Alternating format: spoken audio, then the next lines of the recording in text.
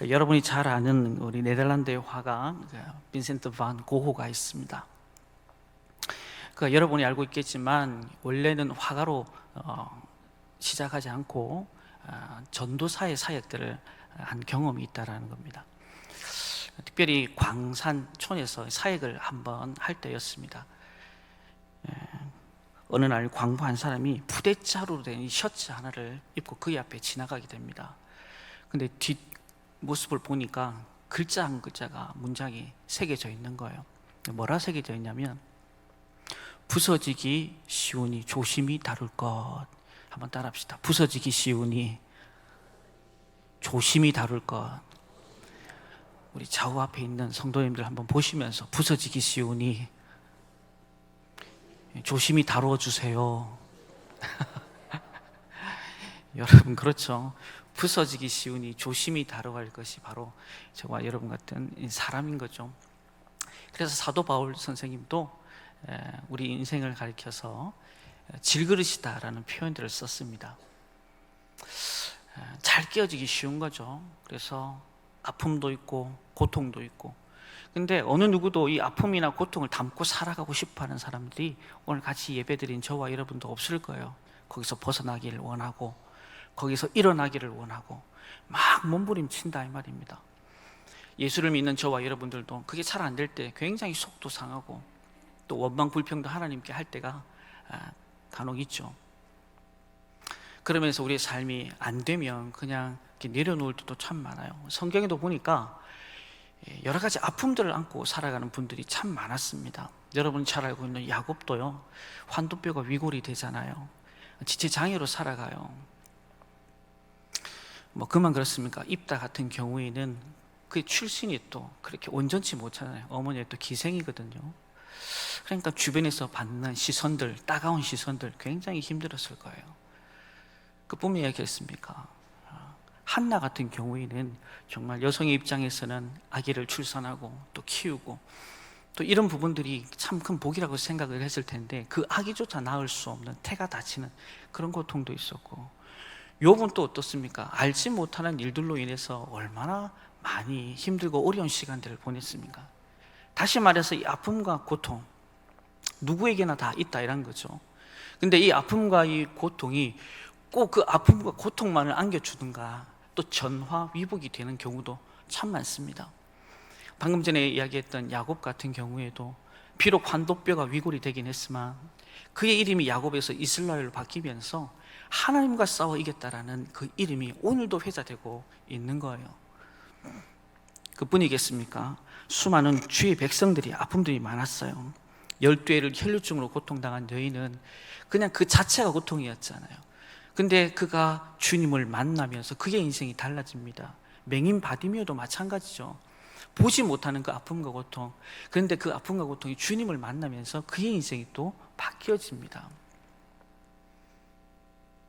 수많은 성경에 이런 아픔과 고통을 안고 있었던 사람들, 그러나 그것이 전화위복이 되면서 그의 삶이 역전되는 놀라운 은혜들이 그들 가운데 있더라 이 말입니다. 어느 대학 교수가 학생들에게 묻습니다. 한 남자가 알코올 중독자입니다. 이 사람은 술을 정말 너무너무 좋아하고 그래서 술을 사 먹기 위해서는 집에 있는 물건들을 갖다 팔고, 그러나 만약에 부인이 그걸 가로막는다, 구타를 하면서까지도 내가 사겠다. 근데 그 부인이 폐결병인 거예요. 근데 그 부인이 임신까지 했습니다. 그 교수가 학생들에게 다시 묻습니다. 이 아이를 낳아야 될까요? 말아야 될까요? 손을 바짝 저 끝에 있는 한 학생이 들어서 얘기합니다. 애를 낳지 말아야 됩니다. 그러자 교수가 그 학생을 딱 보면서 얘기합니다. 자네는 지금 베토벤을 죽인 사람이요, 이렇게 이야기를 했다라는 거예요. 베토벤이 굉장히 불우한 가정에서 살았죠. 아버지 그랬고 어머님 폐결병이고 조금 자라다 보니 어머니마저 그 병으로 죽어버려요. 그리고 그 11살 나이에 국을 예술이라고 계속 그렇게 하면서 살아갑니다.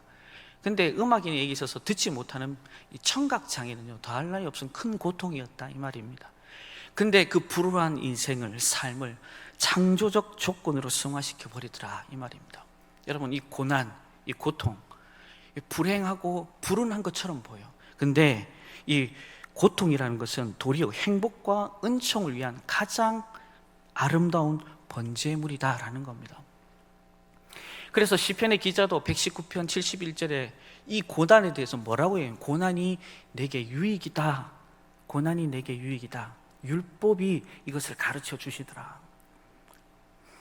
히브리서 12장 1절에도 보니까 무릇 징계가 당시에는 즐거워 보이지 않는데 후에는, 연단된 후에는 그것이 어떻게 의와 평강의 열매를 맺게 되더라. 욥기 23장 10절에도 보면 뭐라고 말합니까? 나의 가는 길 그가 안다. 나를 연단, 훈련하신 후에는 순금같이 나오게 하겠다 라고 이 고난의 또 다른 해석들을 우리들에게 전해주고 있다는 사실입니다. 이처럼 오늘 본문에도 보면 육체의 가시로 고난을 당하지만 이 고난의 의미를 재해석하는 육체의 가시를, 사단의 사자를 다시금 재해석하는 한 인물이 등장합니다. 바로 사도 바울입니다. 여기서 가시라고 말하는 것은 스콜롭스라고 얘기를 하는데 또 다른 의미가 있어요. 파편, 그리고 말뚝이라는 의미가 있습니다. 이 가시에 대해서는 여러 학자들이 간질이다, 안질이다, 여러 가지 이야기를 합니다. 중요한 것이, 그것이 무엇이든 간에 바울에게 있어서는 그게 뭐다? 하나의 고통 그 자체였다라는 사실입니다. 혹시 여러분에게는 그런 가시가 없습니까? 우리 함께 예배를 드리고 있지만 말 못할 사정들 여기 간고 예배 드리는 분들이 제법 많을 겁니다. 여기 있는 속에 있는 문을 활짝 열어 제게 보이면 여기저기에서 많은 가시들이 보일걸요. 어떤 분들은 질병의 가시, 아직까지 기도하는데 낫질 않아요. 변화가 없는 것 같아요. 도대체 하나님이 살아계시는지 자꾸 궁금해져요. 정신적으로, 영적으로 눌려있는 이 가시들 뽑혀지지 않아요. 아직도 힘들어요. 사람의 가시도 있죠. 남편, 아내, 그리고 자녀들. 이건 외에도 얼마나 많은 가시들이 저와 여러분을 짓누르는지 모릅니다. 그래서 지금 이 시간에도요, 아프다 아파 막 속에서는 끙끙거리는 소리가 막 여러분 들릴 것 같습니다. 오늘 본문의 사도 바울도 그 가시 좀 뽑아달라고 하나님 앞에 그렇게 몸부림치잖아요. 기도하냐. 그럼 어떤 사람들에게는요, 이 가시가 부끄러워요. 그냥 안고 살아가는 거예요. 어떤 사람들은 계속적으로 기도하다가 체념합니다. 그리고 어떤 사람들은 아주 극단적인 선택을 하게 됩니다. 여러분, 이 가시는요, 오늘 본문을 통해서 사도 바울이 어떻게 바라보고 있고 또 어떻게 이해하고 또 어떻게 내 삶에 적용하는지를 살펴보면서 오늘 저와 여러분 가운데 정말 마음, 심령 깊이 뿌리 박혀있는 이 가시를 보는 눈도 사도 바울의 눈이 되길 주님의 이름으로 축원합니다. 더불어서 영적인 해석, 그리고 적용, 그걸 통해서 정말 하나님이 날 향한 사랑이 얼마나 크고 그 은혜가 변함없는지 경험하는 저와 여러분 되길 주님의 이름으로 축원합니다. 가시가 주는 의미가 뭘까? 첫 번째, 바로 이걸 자고하지 말고 교만하지 않도록 하는 겁니다. 한번 따라합시다. 자고하지 말고 교만하지 않도록. 여러분, 교만의 끝이 뭡니까? 패망의 선봉이다. 패망의 선봉은 이 교만을 선택하고 손잡은 자, 타협한 자들에게 주어지는 것인데 결국 그 인생은요, 불행해질 수밖에 없다라는 사실입니다. 오늘 본문은 10장, 11장, 12장 이렇게 같이 이어져 가는데 사도 바울의 정통적인 사도권에 대적하는 부분들을 통해서 사도 바울이 계속 자신의 입장을 설명을 하고 있어요. 그 중에서 오늘 12장 1절부터 6절까지 보면 그가 셋째 날 하나님의 나라, 그분의 천국에 입신했던 부분들을 가지고 설명을 더합니다. 근데 이 이야기 말고도 그는 바로 7절에 무슨 얘기를 하냐면 육체의 가시를 설명을 이어나가고 있는데요. 우리 7절 말씀 우리 함께 읽도록 하겠습니다. 7절입니다. 시작. 여러 계시를 받은 것이 지극히 크므로 너무 자만하지 않게 하시려고 내 육체의 가시 곧 사단의 사자를 주셨으니 이는 나를 쳐서 너무 자만하지 않게 하려 하심이라. 아멘. 그러니까 바울이 갖고 있던 이 육체의 가시가 누구로부터 시작된? 하나님께서 주신 거다. 본문에서는 사단의 사자라고 얘기를 하는데 하나님께서 허락하셨다라는 겁니다. 자만하지 않도록, 교만하지 않도록 하기 위해서 하나님이 주셨다라는 거예요. 여러분, 그렇다면 이는 분명 하나님의 사랑의 표시일 뿐만 아니라 더 나아가서는 하나님의 은혜가 분명하다라는 사실입니다. 왜냐하면 만일 이러한 제어 장치가 없었다라고 여러분 생각을 해보십시오. 그래서 하나님의 은혜로 인해 도리어 겸손한 종의 모습을 잃고 교만한 자의 삶을 선택하며 선교를 돌아다녔다거나 게다가 사명이까지 내팽개치고 자기의 길로 갔다 그러면 환상과 계시가 그에게서는 축복과 은혜가 아니라 재앙과 저주가 되었을 겁니다. 그래서 사도 바울은 좀 주님께 뭘 구합니까? 이 가시 좀 뽑아달라고, 빼내달라고, 영적인 자유함들을, 육적인 자유함들을 맛보게 해달라고 하지만 내 은혜가 내게 족하다라고 주님은 응답하십니다. 하나님의 그 말씀에는 아무런 모순도 없고 도리어 사도 바울에 대한 이 사랑이 지극정성인 것을 다시 한 번 더 증거해 주는 말씀입니다. 성도 여러분, 이처럼 하나님께서는 당신의 택한 백성들을 향해서 여전히 사랑하는 주의 자녀들을 향해서 은혜를 주시고 다른 가시나 아니면 제어 장치를 우리에게 함께 내어주신다. 왠지 아십니까? 저와 여러분의 인간적인 본성, 속성 때문에 그래요. 죄와 사망을 향해서 여전히 달려가잖아요. 구체적인 예를 들라 하면 다윗을 들 수가 있겠죠. 저와 여러분이 알고 있는 다윗을 우리는 누구로 알고 있습니까? 하나님 마음에 합한 자, 하나님이 친히 그렇게 말씀해 주신 사람으로 인지하고 있습니다. 축복도 많이 받았죠. 근데 안락한 상태가 돼서 오히려 그가 선택한 것은 간음과 살인이었다. 죄로 달려가고 있었다. 많은 이단 종파들을, 그 교주들을 한번 보시오. 역시 한때 하나님으로부터 뭔가를 많이 봤어요. 들었어요. 근데 이를 제어할 장치가 없다 보니까 마음껏 행동합니다. 하나님과 원수, 대적이 되는 거죠. 그렇습니다. 우리 인간들은요, 이 제어 장치가 굉장히 중요합니다. 이 제어 장치가 없으면 고삐 풀린 망아지가 되어버리면 자동차의 브레이크가 제대로 작동하지 않게 되면 좌충우돌, 사람들 치고받고 공동체 치고받고, 치고받는 게 문제가 아니라 더 나아가서는 사람을 죽이거나 공동체를 와해시키는 그런 누를 끼치기도 합니다. 그렇다면 우리는 어떻습니까? 사도 바울과 같이 이렇게 헌신된, 그리고 영적으로 건강한 사람들인가? 그런 사람에게도 제어장치가 있었다면 저와 여러분들에게 하나님께서 제어장치를 허락하지 않을까요?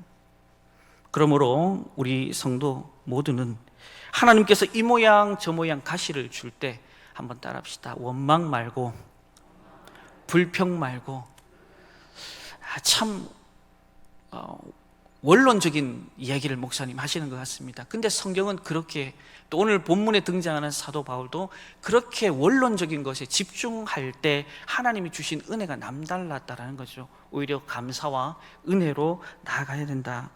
왜냐하면 그 모든 것들은 우리를 너무 잘 아시는 하나님께서 우리의 삶을 균형 있게 하고 죄와 사망으로부터 모하기 위한 보호, 그리고 배려하기 위한 하나님의 특별한 사랑이라는 사실들을 저와 여러분들이 놓치지 마시기를 주님의 이름으로 축원합니다.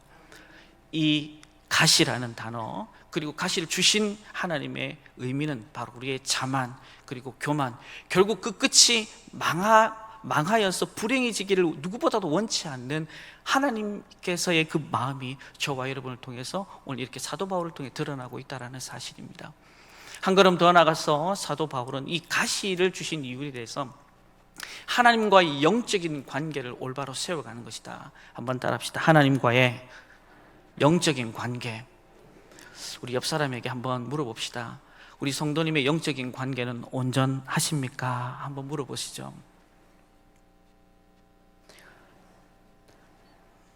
네, 질문이 좀 시큰둥합니다. 성도 여러분, 오늘 이 본문에 등장하는 사도 바울, 육체적인 이 가시 앞에 반응한 그의 모습을 좀 봤으면 좋겠습니다. 8절에 보면 세 번 주께 간구하는 내용들이 쭉 나와요. 근데 평상시 그가 얼마나 하나님 앞에 건강한가, 영적으로 건강한가, 그리고 하나님과의 그 관계가 올바른가를 우리가 잘 알 수 있는 대목인데요. 이사야 55장 5절에 보면 너희가 여호와를 만날 만한 때에 찾으라 그래요. 지금 사도 바울의 입장에서는 여호와를 만나야 될 때입니다. 누군가를 만나야 될 때입니다. 왜? 이 상황이 너무너무 괴로우니까. 여러분도 괴로울 때 누군가에게 만나서 여러분 하소연하지 않습니까? 근데 얼마나 그가 건강한지, 또 하나님과의 온전한 관계를 이루고 있는지 잘 알 수 있는 대목입니다. 너희는 여호와를 만날 만한 때에 여호와를 찾아야 된다. 그리고 찾는 방법도 여러 가지가 있을 수 있어요. 우리도 어려움이 있고 힘든 일이 있으면 지식적으로는 잘 알아요. 성경적으로는 어떻게 해야 될지도 압니다. 오늘 본문에서는 사도 바울이 그걸 선택하고 있어요. 너희가 고난당하는 자있냐?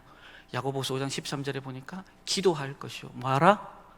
기도할 것이요. 고난 가운데 사도 바울은 그게 육체적인 아픔이든 영적인 고통이든 여호와를 찾았고, 그 찾는 것 가운데 기도라는 단어를 선택하면서 그가 얼마나 하나님과의 온전한 관계를 이루고 있는지 볼 수가 있습니다. 우리 8절 말씀인데요, 12절 8절 함께 보도록 하겠습니다. 시작. 이것이 내게서 떠나가게 하기 위하여 내가 3번 주께 간구하였더니. 아멘. 이것은 바로 육체의 가시, 사단의 사자입니다. 떠나가게 하기 위한, 얼마나 괴로운지를 잘 알고 있어요. 3번은 여기서 숫자적인 의미 이상의 의미를 담고 있습니다.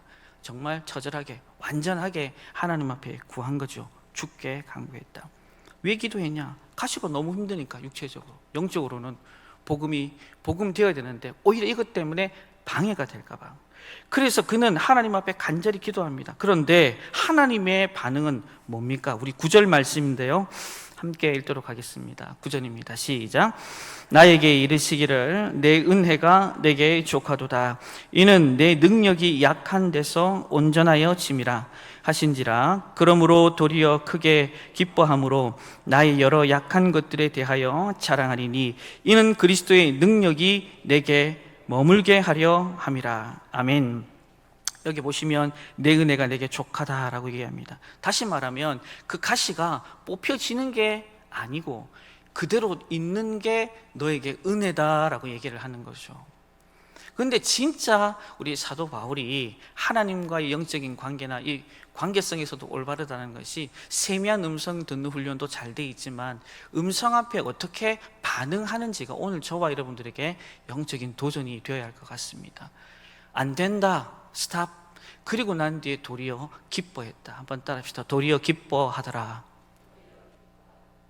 도리어 기뻐했다라는 단어, 이게 아무에게나 누구에게나 주어지지 않는 것 같습니다. 더불어서 그는 기뻐하는 것뿐만 아니라 한 걸음 더 나가서 하나님을 자랑했다라고 얘기를 합니다.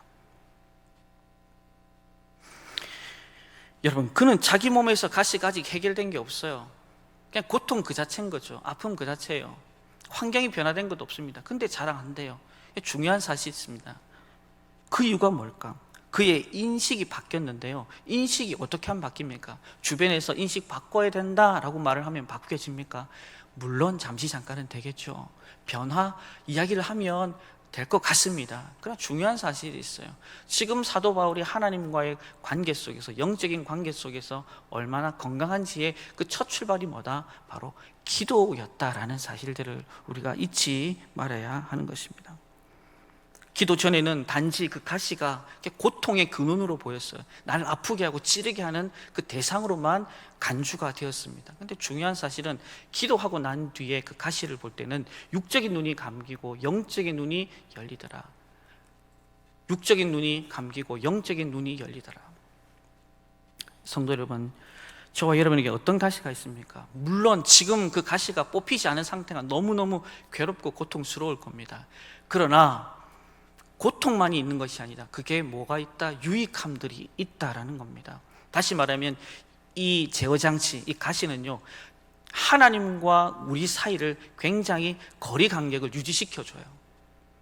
그리고 바른 선택을 하게 되고 바른 판단을 하게끔 만들어준다. 그래서 시편의 기자도 고난이 내게 유익이다 그랬어요. 고난이 내게 유익이다. 한번 따라합시다. 고난이 나에게 유익입니다. 유익이라는 이 단어가 이 토브라는 단어를 씁니다. 이 토브는 창세기에 심히 보시기에 좋았더라 했을 때 이 토브입니다. 다시 말하면 하나님께서 보시기에 좋았다라는 거예요. 내가 볼 때 이 가시는요, 지독스러울 만큼 뽑아내고 여기서 자유하고 싶은 건데 하나님이 보실 때 좋았다라 그래요. 그러니까 유익해질 수밖에 없는 거죠. 근데 사단마귀는요, 가시로 인한 고통을 우리가 겪을 때 우리를 시험하는 거예요. 뭐라고? 우리 귓전에 대고 얘기를 합니다. 하나님이 정말 살아계시느냐? 가시가 뽑히지 않은 상태니까 부활하신 주님이 만나 능력을 나타내는 분이 맞겠니? 널 정말 사랑하는 게 정말 그 음성이 너를 향한 음성인 것 같으니? 근데 팩트는 바뀌지 않아요. 변화되지 않아요. 여전히 나를 짓눌러요. 괴롭게 하고 고통스럽게 하고 눈물 나게 하고 바뀐 게 하나도 없어요. 사단마귀. 마치 욥이 고난당할 때 친구들이 와서 그냥 격려한다고 위로한답시고 얘기를 하는데 그게 사람을 죽이는 거예요. 정신 바짝 차려야 됩니다. 바울도 오죽 힘들었으면 그 가시를 사단의 사자라고 했을까? 근데 중요한 사실 여러분 아셔야 됩니다. 그게 뭐냐면 하나님이 허락하셨다. 기도 중에 이 사실을 발견할 수 있는 건데 기도를 안 하니 그 가시에 대해서 원망과 불평이, 그리고 이 모든 것들을 허락하신 하나님을 향해서 대적하는 행동이 너무 자연스러운 거예요. 성도 여러분, 우리 성도에게 주어진 고난의 가시는요, 자기를 성찰하게 합니다. 더불어서 문제를 보는 것을 달리 보게 합니다. 그래서 결국은 뭘 원하게끔, 하나님과의 관계를 온전하게끔 만들어가는 계기가 바로 이 가시의 역할입니다. 근데 중요한 사실, 이 모든 것들을 보며 인식의 전환, 그리고 교체, 바꿈은 바로 기도로부터 시작한다는 사실들을 우리가 잊지 마시기를 주님의 이름으로 축원합니다. 그래야 우리에게 주어지는 가시가 오히려 달게 느껴지고 고난이 내게 유익이라는 말이 어떤 의미인지 내 삶 속에서 그것을 재해석해서 사도 바울이 누렸던 그 어려움 속에서, 고난 속에서의 그 자유와 그 기쁨도 저와 여러분의 몫이 될 줄로 믿습니다. 결국 그 가시는요, 약한 나를 강하게 하고 그 은혜 주신 하나님만 전적으로 신뢰하게 만들고 결국 그 신뢰가요, 하나님께 영광이 되더라, 이 말입니다. 우리 본문 9절 말씀인데요, 본문 9절 우리 함께 읽도록 하겠습니다. 시작. 나에게 이르시기를 내 은혜가 내게 족하도다. 이는 내 능력이 약한 데서 온전하여 짐이라 하신지라. 그러므로 도리어 크게 기뻐함으로 나의 여러 약한 것들에 대하여 자랑하리니 이는 그리스도의 능력이 내게 머물게 하려 함이라. 아멘. 여기 보시면 중간에 이는 내 능력이 약한 데서 온전해졌다. 이 무슨 얘기일까요? 하나님의 능력이 나의 약함 가운데서 온전해졌다. 다시 말해 쉽게 이야기하면 이런 거죠. 지금 사도 바울이 육체적인 가시 때문에 아파요. 근데 사람을 고칩니다.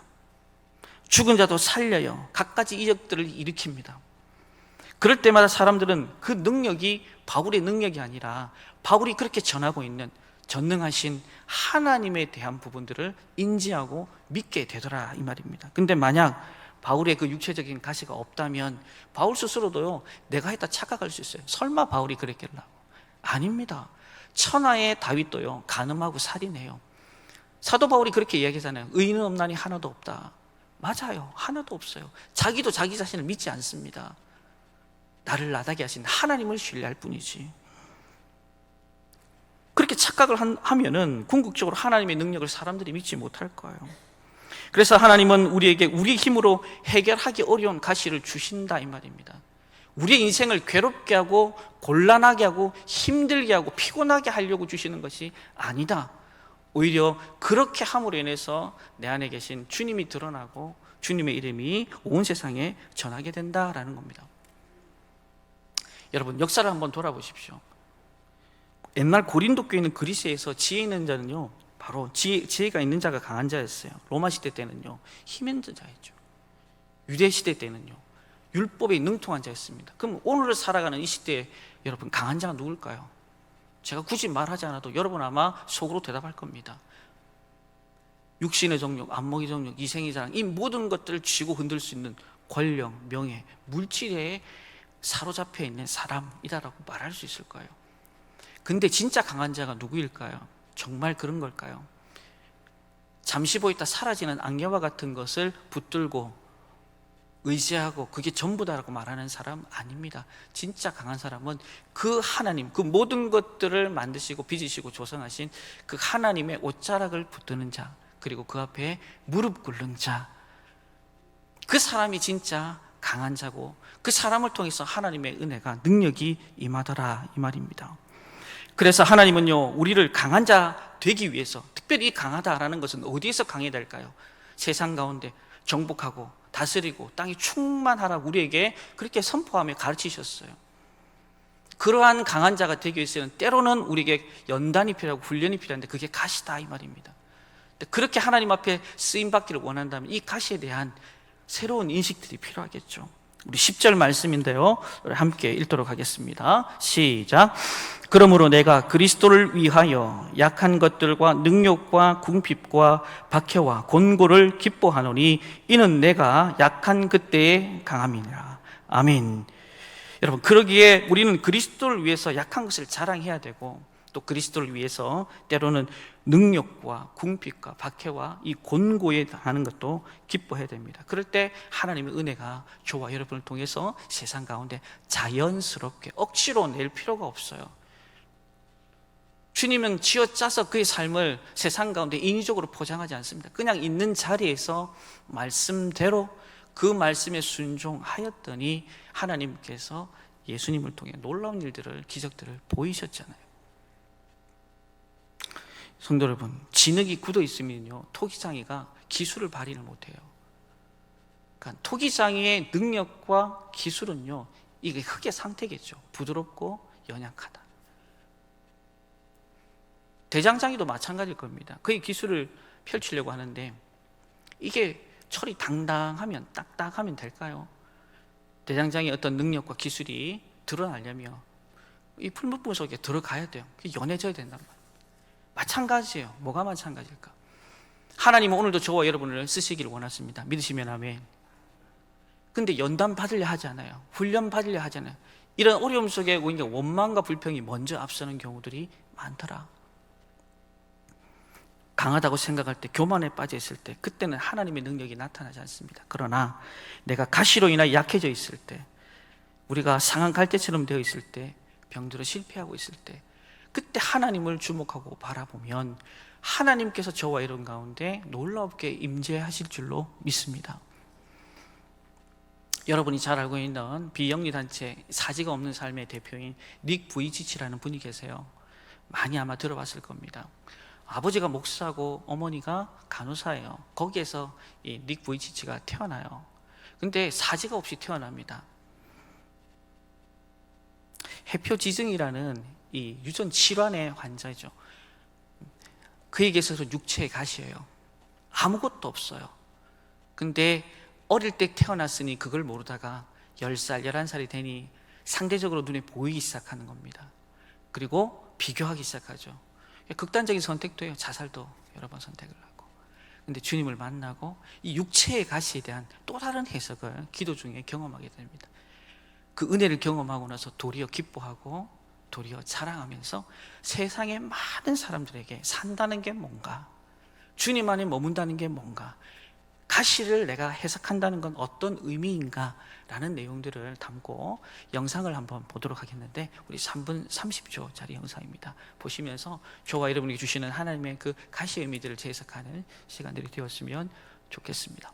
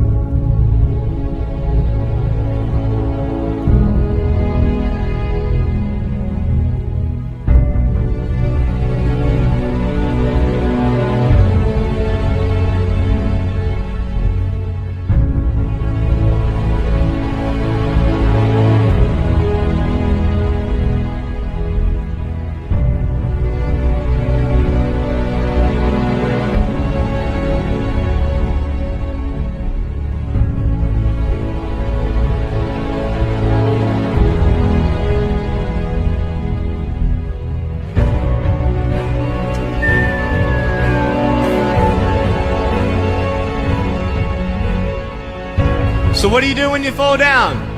Get back up. Everybody knows to get back up, because if I start walking, I'm not going to get anywhere. But I tell you, there are some times in life where you fall down. You feel like you don't have the strength to get back up. You might think you have. Because I tell you, I'm down here, face down, and I have no arms and no legs. It should be impossible for me to get back up. But it's not. I will try 100 times to get up. You will find that strength to get back up.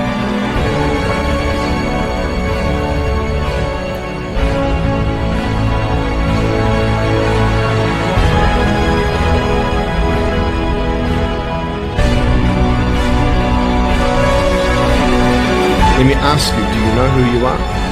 You want to know who I think you are? I don't care how you look. Honestly, if you're 400 kilos, I'm going to come up to you and give you a hug and say that I love you. But I'm going to come and tell you that you're awesome just the way you are. Because it's not how you look. Just because you have no boyfriend, girls, it doesn't mean you're not beautiful and that you're not loved. You can live life.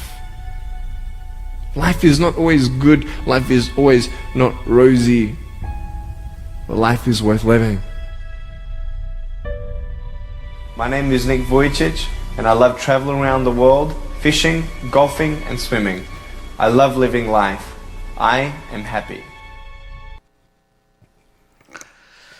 네, 말씀을 좀 정리하겠습니다. 오늘 사도 바울도 그렇고 오늘 마지막 영상의 닉 부지도 그렇고 그들 안에 이 보이는 보이지 않는 영적인 가시들에 대한 오늘 이 시대를 살아가는 저와 여러분에게 주어진 가시를 다시 한 번 더 접목하면서 어떻게 우리가 재해석하고 또 어떤 삶을 살아야 할지에 대한 부분들을 함께 고민해 보았습니다.